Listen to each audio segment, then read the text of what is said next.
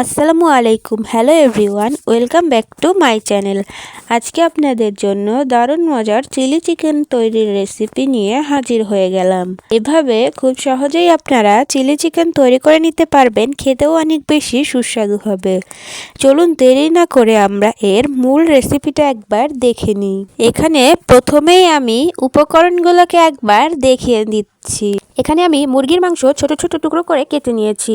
আরও নিয়ে নিয়েছি পেঁয়াজ, ক্যাপসিকাম, রসুন কুচি, আদা কুচি। বাকি যে উপকরণগুলো লাগবে সেগুলো রান্না করতে করতে দেখিয়ে দিব। এবার চিকেনগুলোকে নিয়ে এখানে মশলা অ্যাড করব।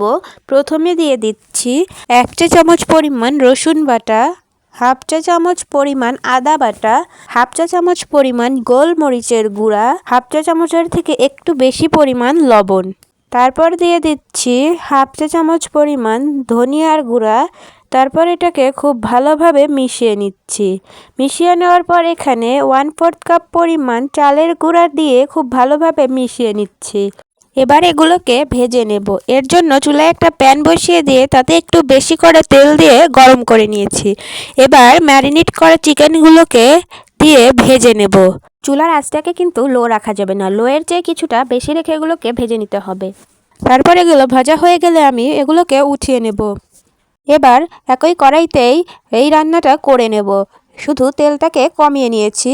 তারপর এখানে 1 চা চামচ পরিমাণ রসুন কুচি এবং কিছুটা আদা কুচি দিয়ে দিচ্ছি। এগুলোকে খুব মিহি করে কুচি করে নিতে হবে। তারপর এখানে কিছুটা ভাজা হয়ে গেলে ক্যাপসিকামের টুকরোগুলো দিয়ে দিচ্ছি। তারপর এখানে পেঁয়াজের টুকরোগুলো দিয়ে দিচ্ছি।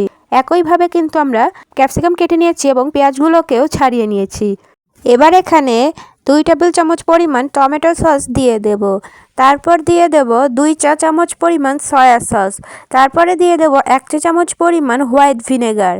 চাইলে এটা না দিলেও চলবে, এর পরিবর্তে 1 চা চামচ পরিমাণ লেবুর রস দিয়ে দিবেন। খুব ভালোভাবে নাড়াচাড়া করে মিশিয়ে নিচ্ছি।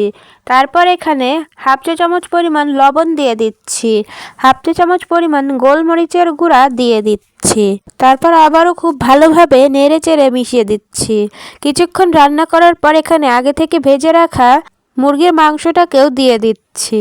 তারপর আরও কিছুক্ষণ নাড়াচাড়া করে নিব।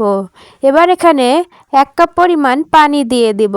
তারপর এটাকে বেশ কিছুক্ষণ জাল করে নেব।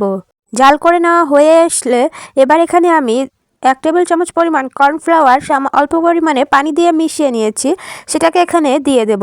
এই মিশ্রণটা দেওয়ার পর কিন্তু ঝোলটা তাড়াতাড়ি ঘন হয়ে আসবে, তাই বুঝে শুনে তাড়াতাড়ি করে নামিয়ে নেবেন।